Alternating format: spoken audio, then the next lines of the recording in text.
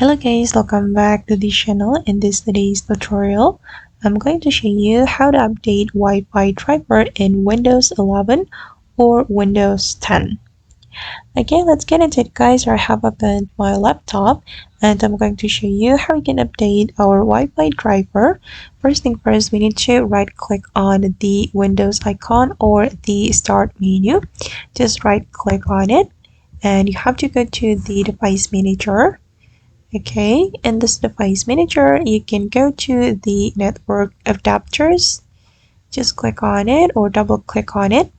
And then you need to select Wi-Fi. This is my Wi-Fi adapter and I'm going to right click on it and just select update driver. Or you can also go to the properties and then go to the driver, and here you'll be able to update your Wi-Fi driver in your laptop or PC. Alright guys, then that's all the way to update Wi-Fi driver in Windows 11 or Windows 10.